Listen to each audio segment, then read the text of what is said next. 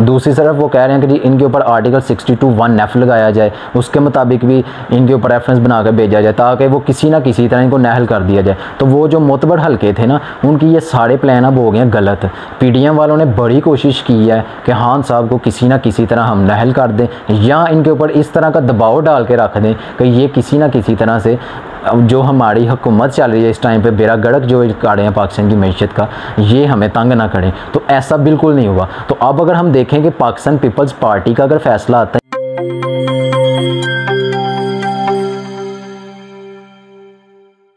बिस्मिल्लाहिर्रहमानिर्रहीम, अस्सलाम वालेकुम नाज़रीन, आप देख रहे हैं यूट्यूब चैनल, मैं हूं फ़हद मुग़ल। नाज़रीन, पंजाबी की एक कहावत है, खोदा पहाड़ निकला चूहा। तो फ़ॉरेन फंडिंग का जो इन्होंने बनाया हुआ था एक ड्रामा, वो आज ख़त्म हो गया है। इलेक्शन कमीशन ने 21 जून को ये फ़ैसला महफूज किया था और आज 2 अगस्त को ये फ़ैसला सुना दिया। अब इस फ़ैसले में बहुत सारे पॉइंट्स हैं, बहुत सारे पहलू हैं जिन आपके सामने रखना ज़रूरी है। अब इलेक्शन कमीशन ने 2 चीज़ों में फ़र्क वाज़िया कर दिया है। PTI के ऊपर जो इन्होंने केस बनाया था वो फ़ॉरेन फंडिंग का बनाया था कि जी PTI की जो जमात है ये यहूदियों की जमात है, ये यहूदियों से पैसे इकट्ठे करती रही है, इनके ऊपर पाबंदी लगा दी जाए, इमरान खान को नाअहल कर दिया जाए, PTI को कलअदम करार दे दिया जाए और ये जमात को ख़त्म कर दिया जाए, जो कि इनकी ख्वाहिशात थी PDM वालों की। लेकिन जो फ़ॉरेन फंडिंग का फ़ैसला आया है वो इनके बरक्स आ गया है। इलेक्शन कमीशन ने कह दिया है कि फ़ॉरेन फंडिंग साबित नहीं हुई, अलबत्ता ममनुआ फ़ंडिंग पाई गई है। अब ये ममनुआ फ़ंडिंग है क्या और ममनुआ फ़ंडिंग किस तरह होती है, फ़ॉरेन फंडिंग में क्या फ़र्क है और ममनुआ फ़ंडिंग क्या है, इन दोनों का मैं आपको फ़र्क बताता हूँ। उससे पहले चंद अहम बातें मैं आपके साथ करना चाहता हूँ। इन्होंने बहुत कोशिश की कि पाकिस्तान तहरीक इंसाफ के ऊपर करप्शन साबित की जाए, इमरान खान के ऊपर करप्शन साबित की जाए। कभी ये फ़राग गोगी वाला मामला उठा के ले आए, कभी तोशाखाना ले आए, कभी महंगाई मार्च करने लग पड़े, कभी इमरान खान के ऊपर इल्ज़ामात लगाए गए जी इसने सब्सिडी दे दी है, इसने फ़लाँ काम कर दिया, इसने ये कर दिया, इसने वो कर दिया, इसको करप्ट कर दिया, इसने करप्शन की है, इसने ये किया, इसने वो किया। बहुत सारी ये बातें, बहुत सारे ये बयानिए लेके आते रहे, लेकिन अब इनके पास बयानिया कोई बचा नहीं था बेचने के लिए। तो अब इन्होंने इलेक्शन कमीशन के ऊपर दबाव डाला कि जी फ़ॉरेन फंडिंग का फ़ैसला सुनाए। तो उन्होंने ये फ़ैसला अब सुना दिया है। इन्होंने इलेक्शन कमीशन ने जो फ़ैसला जारी किया है, 68 पेजों का ये फ़ैसला है। 13 इसके अंदर अकाउंट्स उन्होंने ऐसे बताए हैं जो PTI ने शो नहीं किए, यानी कि वो अकाउंट्स ऐसे अकाउंट्स हैं जो फ़ॉरेन फंडिंग के मामले में नहीं आते। उनका कहना ये है कि जी ये अकाउंट छुपाए गए हैं तो ये ममनुआ फंडिंग में आते हैं। तो अब उन्होंने 36 अकाउंट ऐसे डिक्लेयर किए हैं जिनसे ममनुआ फंडिंग की गई है। अब उन अकाउंट्स को अगर हम देखें तो उन अकाउंट्स में जो पैसे आए हैं वो किसी अकाउंट से $1000 आया हुआ है, किसी से 500 आया है, किसी से $100 आया है, किसी से $200 आया है। यानी कि 36 अकाउंटों को अगर इकट्ठा कर लें, टोटल सम अप इनका कर लें तो $20,000 नहीं बनता। यानी कि अगर हम आज के रेट के डॉलर के मुताबिक भी देखें तो 40-45 लाख से ऊपर ये पैसे नहीं बनते। तो ये इन्होंने हवा बनाई हुई थी, इन्होंने एक हवा क्रिएट कर दिया हुआ था कि जी पाकिस्तान तहरीक इंसाफ ने फ़ॉरेन फंडिंग ली है। जो PTI के ऊपर ममनुआ फंडिंग का केस अब इन्होंने बनाया है, जो ममनुआ फंडिंग साबित हुई है, उसके अंदर उन्होंने कहा है जी कि LLC एक कंपनी है, ठीक है, जो PTI ने ओपन की हुई है USA के अंदर। अगर हम ग्राफ को उठा के देखें तो सबसे ज़्यादा जो पैसे इकट्ठे होते हैं पॉलिटिकल पार्टीज़ को वो USA से होते हैं, बाकी दीगर ममालिक से कम होते हैं USA की निस्बत। तो USA ने 9/11 के बाद एक प्रोटोकॉल बना दिया, एक ऑर्डर पास कर दिया, एक एक्ट बना दिया, FARA नामी एक एक्ट बना दिया कि इस एक्ट के मकसद ये है कि कोई भी पॉलिटिकल पार्टी उस वक्त तक फंड रेजिंग नहीं USA के अंदर कर सकती जब तक कि उन्होंने अपनी कंपनी को रजिस्टर ना करवाया हो। जो PTI की कंपनी निकली है USA के अंदर वो LLC कंपनी है, लिमिटेड लायबिलिटी कंपनी है। वो रजिस्टर करवाना USA के 9/11 के एक्ट जो हुआ था इंसिडेंट, उसके बाद उन्होंने एक्ट बनाया था FARA, उसके मुताबिक जो कंपनी LLC बनाना वो ज़रूरी है। तो PTI ने भी बनाई, दीगर पॉलिटिकल पार्टी जो पाकिस्तान की है, PMLN है, पाकिस्तान पीपल्स पार्टी है, JUI है, इसके अलावा दीगर जो पॉलिटिकल पार्टीज़ हैं सब ने वो LLC रजिस्टर्ड करवाई हुई है USA के अंदर और दीगर ममालिक के अंदर। तो ये जो कहते हैं कि ये जो LLC के ज़रिए PTI को फंडिंग की गई है ये ममनुआ फंडिंग है। तो एक चीज़ तो क्लियर हो गई ना कि पाकिस्तान तहरीक-ए-इंसाफ के ऊपर जो फ़ॉरेन फंडिंग का केस था वो नहीं बना, वो ममनुआ फंडिंग निकल आई है। तो इस बयानिए को तो उन्होंने दफन कर दिया जो ये PDM वाले ले के चल रहे थे अब कि जी पाकिस्तान तहरीक-ए-इंसाफ यहूदियों की जमात है, इनको फ़ॉरेन फंडिंग होती है, तो इस चीज़ को उन्होंने दफन कर दिया।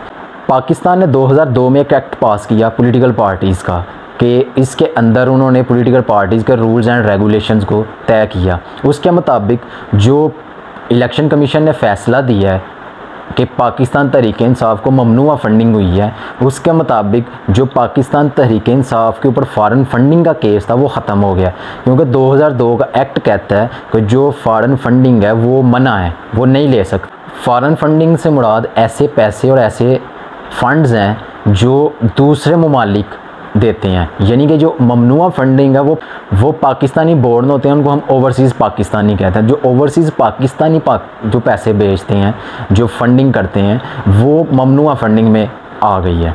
तो इसके अगर हम दूसरी साइड पे देखें जो फ़ॉरेन फंडिंग का, तो 2002 का जो पॉलिटिकल पार्टीज़ का आर्डर है उसके मुताबिक फ़ॉरेन फंडिंग ममनू है। फ़ॉरेन फंडिंग वो है जो PMLN ने कतर से ली थी, JUI वालों ने लीबिया से ली थी, पाकिस्तान पीपल्स पार्टी ने उसामा बिन लादन से ली थी, ये फ़ॉरेन फंडिंग में आता है। जो ममनुआ फंडिंग है वो पाकिस्तानी बोर्न नेशनल हैं जो दूसरे ममालिक में रहते हैं, जिनकी ड्यूल नेशनलिटीज़ हैं, वो जब फंडिंग करते हैं, वो जब फ़ंड रेज़ करके पाकिस्तान तहरीक-ए-इंसाफ के अकाउंट्स में, दीगर पॉलिटिकल पार्टीज़ के अकाउंट्स में भेजते हैं, तो अगर वो डिक्लेयर हो जाएंगे तो वो ममनुआ नहीं रहेंगे, और अगर उनको डिक्लेयर नहीं किया जाएगा तो वो ममनुआ फंडिंग हो जाएगा।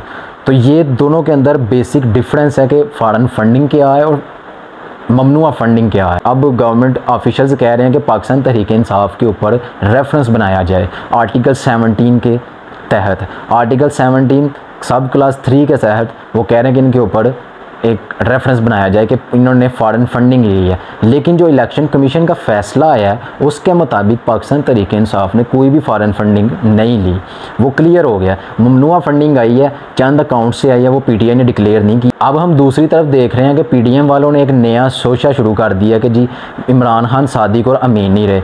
उसकी वजह यह है कि जी इमरान खान साहब ने एक बयान हल्फी दिया था लिख के कि जी ये जो अकाउंट्स हैं ये मेरे इल्म के बराबर ठीक है। तो अब मैं आपको थोड़ा सा डिफरेंस इसके अंदर भी करके बता देता हूँ कि जो बयान हल्फी है वो क्या होता है, जो इमरान खान ने लिख के स्टेटमेंट दी थी वो क्या होता है। बयान हल्फी वो होता है जिससे आप फिर नहीं सकते। बयान हल्फी अमूमन तौर पे हम जब सिविल कोर्ट्स में अपीयर होते हैं या किसी ने एविडेंस देनी हो तो वो उससे पहले अपना एक बयान हल्फी देगा जो कि स्टाम्प पेपर के ऊपर लिखा जाता है। 100 रुपये के स्टाम्प पेपर के ऊपर उसका बयान हल्फी लिखा जाता है जिससे वो मुकर नहीं सकता। लेकिन जो सर्टिफिकेट या जो रिटन स्टेटमेंट इमरान खान साहब ने इनको लिख के देगी उसके मुताबिक ये है कि उनके अकाउंटेंट्स होते हैं, पॉलिटिकल पार्टीज़ के सब के अकाउंटेंट्स होते हैं, उन्होंने जो उनको अकाउंट्स की डिटेल्स बताई हैं, उनके नॉलेज में जो चीज़ लाई गई है उसके मुताबिक उन्होंने लिख के इलेक्शन कमीशन को भेजा कि मेरे इल्म के मुताबिक ये हमारे अकाउंट्स ठीक हैं और यही सारा मामला है। जो बयान हल्फी है वो था जो शहबाज शरीफ साहब ने नवाज शरीफ साहब की ये बीमारी के ऊपर लिख कर दिया था सुप्रीम कोर्ट में कि जी मैं गारंटी देता हूँ कि शहबाज शरीफ खुद बजाते खुद आपको गारंटी देता है। 50 रुपये के ऊपर स्टाम्प के ऊपर उन्होंने लिख के दिया था कि नवाज शरीफ साहब इलाज करवा के 2 माह के अंदर पाकिस्तान वापस आ जाएंगे। तो अब उनको गए हुए भी 1.5-2 साल होने के हैं और उनका वो इलाज अभी तक नहीं हुआ। बयान हल्फी वो था जो उन्होंने स्टाम्प पेपर के ऊपर लिख के दिया था। उससे पूछना चाहिए कि शहबाज शरीफ साहब सादिक और अमीन अब रहते हैं या नहीं। तो जो PTI के ऊपर ये काट रहे हैं, इमरान खान साहब के ऊपर लेके आ रहे हैं कि जी इमरान खान सादिक और अमीन नहीं रहे, उन्होंने बयान हल्फी दिया था। तो मेरे अजीज़ दोस्तों वो बयान हल्फी नहीं, वो सिर्फ एक रिटन स्टेटमेंट होती है। अब एक कंपनी होती है, एक फर्म रजिस्टर्ड होती है, उसके अंदर 100-150 बंदा 200 बंदे उसके अंदर जॉब कर रहे हैं, 1000-1,500 बंदा एम्प्लॉई है उधर। तो उसके अंदर 2-3 अकाउंटेंट्स होते हैं। अब सारे मामला तो अकाउंटेंट्स चला रहे हैं, मालिक नहीं चला सकता। मालिक सिर्फ जो है दीगर मामलात को देखता है। अकाउंट्स के लिए दीगर HR मैनेजर होते हैं, मैनेजर रखे गए होते हैं, अकाउंटेंट रखे गए होते हैं, वो मामला देख रहे होते हैं। तो इसी तरह पॉलिटिकल पार्टीज़ ने भी अपने अकाउंटेंट्स रखे होते हैं, वो सारे ये मामला देख रहे होते हैं। तो उनके मुताबिक जो उनको डाटा प्रोवाइड किया गया खान साहब को, उन्होंने उनके मुताबिक एक स्टेटमेंट लिख के वो इलेक्शन कमीशन में सबमिट करवा दिया। तो ये जो कह रहे हैं कि जी इमरान खान साहब को ने बयान हल्फी लिख के दिया, अब ये इनके ऊपर 62-63 लगना चाहिए, ये उसके मुताबिक सादिक और अमीन नहीं रहते, तो ये इनकी सरासर नहली और इनकी लाइल्मी है कि इनको ज़्यादा नॉलेज नहीं है PDM वालों को कि बयान हल्फी और रिटर्न स्टेटमेंट में बहुत फ़र्क होता है।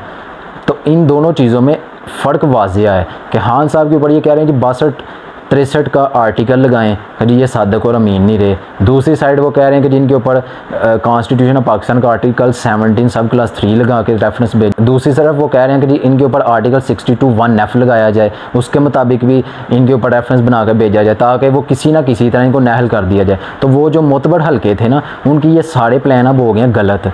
PDM वालों ने बड़ी कोशिश की है कि खान साहब को किसी ना किसी तरह हम नहल कर दें या इनके ऊपर इस तरह का दबाव डाल के रख दें कि ये किसी ना किसी तरह से जो हमारी हुकूमत चल रही है इस टाइम पे, बेड़ा गर्क जो काढ़े हैं पाकिस्तान की मैशत का, ये हमें तंग ना करें। तो ऐसा बिल्कुल नहीं हुआ। तो अब अगर हम देखें कि पाकिस्तान पीपल्स पार्टी का अगर फैसला आता है या JUI का आता है, तो इनकी जो फॉरेन फंडिंग के केसेस हैं, अगर इनके फैसले आते हैं तो इनमें फ़ॉरेन फंडिंग पाई जाएगी। उसकी वजह ये है कि PMLN ने कतर से फ़ॉरेन फंडिंग ली है, जिसके वाज़ेह प्रूफ हैं इनको इन्होंने दिए हुए, इलेक्शन कमीशन में इन्होंने सबमिट करवाए हुए, नैब में करवाए हुए हैं। दूसरे नंबर पर जो पीपल्स पार्टी है उन्होंने उसामा बिन लादेन से ली थी पैसे PMLN की गवर्नमेंट को कराने के लिए, और जो JUI है उसके ऊपर लीबिया से फ़ॉरेन फंडिंग लेने का इल्ज़ाम है जो काफ़ी पुराना है। 2008 में ये मामला शुरू हुआ और आज 12-14 साल बाद दोबारा ये मामला शुरू हो गया है। तो अब हम देखते हैं कि फ़ॉरेन फंडिंग के ऊपर ये इलेक्शन कमीशन जानबदाराना रवैया रखता है PTI की तरह, या गैर जानबदार होकर उनके फैसले भी करता है। तो ये देखना अब होगा। तो जो इन्होंने बहुत हवा बनाया हुआ था, इस तरह का एक एटमॉस्फेयर क्रिएट किया हुआ था कि पाकिस्तान तहरीक इंसाफ को फ़लाँ मुल्क से फंडिंग हुई है, भारत से थोड़ी सी फंडिंग हुई है, लेकिन जो भारत से इनको फंडिंग हुई है वो इस तरह हुई है जिस तरह के पाकिस्तान का क्रिकेटर है शुएब मलिक साहब, उन्होंने सानिया मिर्ज़ा से शादी की है, तो अब उनके ससुराल वाले इंडिया में हैं। तो अब सानिया मिर्ज़ा अगर अपनी इनकम पाकिस्तान में भेज दी है तो ये फ़ॉरेन फंडिंग तो नहीं हो सकती। तो इसी तरह ही जो भारत से पाकिस्तान तहरीक इंसाफ को फंडिंग की गई है वो भी सेम इसी तरह का केस है। तो जॉइंट अकाउंट से फंडिंग की गई है। अब वो कहते हैं जी वो 50% ठीक है और 50% है जो वो ममनुआ फंडिंग है। जॉइंट अकाउंट है, जॉइंट अकाउंट से फंडिंग की गई है, तो उसमें से 27,500 समथिंग डॉलर जो फ़ंड किया गया पाकिस्तान तहरीक इंसाफ को, वो कहते हैं जी कि इसमें से आधे जो है वो फ़ंड ठीक आए हैं, जो आधे हैं वो ममनुआ फंडिंग है। तो इलेक्शन कमीशन को खुद ही कोई समझ नहीं आ रही कि हम किस तरह का फ़ैसला लिख के भेज रहे हैं। तो ये 68 पेजों का फ़ैसला था। 13 ऐसे अकाउंट्स थे जो PTI ने डिक्लेयर नहीं थे किए। 36 ऐसे अकाउंट्स उन्होंने बताए हैं जिनसे से ममनुआ फंडिंग की गई है, जो मैंने आपको बता दिए हैं कि वो कुल मिला के 20,000 डॉलर के करीब अमाउंट बनती है। इन्होंने एक US बोर्ड वो कंपनी जो है पाकिस्तानी की नकवी साहब की, उसके बारे में इन्होंने कहा जी उन्होंने से फंडिंग ली गई है। तो ये सारे मामला लेके इलेक्शन कमीशन ने सारा मामला 8 साल तक ये केस चलाया, पाकिस्तान तहरीक इंसाफ को भी तंग किया, दीगर अवामिल भी चलाए, पाकिस्तान तहरीक इंसाफ के लोगों को परेशान भी किया गया, उनसे फलां डॉक्यूमेंट्स भी मांगे गए। वो सारा कुछ मांगने के बावजूद जो फैसला आ जाया वो PDM के बिल्कुल मुखालिफ आ गया। हालांकि उन्होंने इलेक्शन कमीशन को भी खरीदा हुआ है, इलेक्शन कमीशन उनके मुताबिक फ़ैसले भी कर रहा है और उसके मुताबिक जो जो वो फैसला कहते हैं वो करके दे रहा है उनको। जानबदारी का मुजाहरा भी खूब कर रहा है इलेक्शन कमीशन, और इसके बावजूद उनके मुताबिक और उनकी जो पसंद का फ़ैसला है वो नहीं आ सका।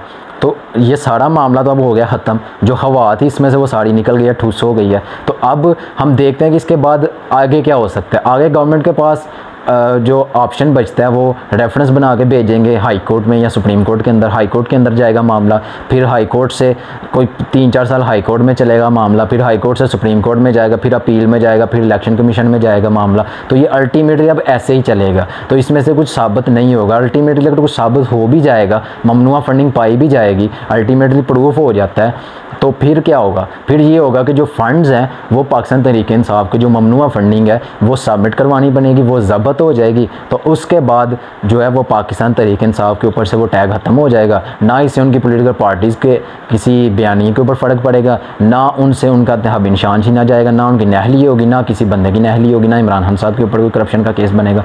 तो इन्होंने बड़ी कोशिश करके इमरान खान साहब को करप्ट करने की कोशिश साबित की है। लेकिन इनकी हर चाल उल्टी पड़ी है। आज के लिए बस इतना ही। आपसे मुलाकात होगी एक नई वीडियो में। अल्लाह हाफिज़।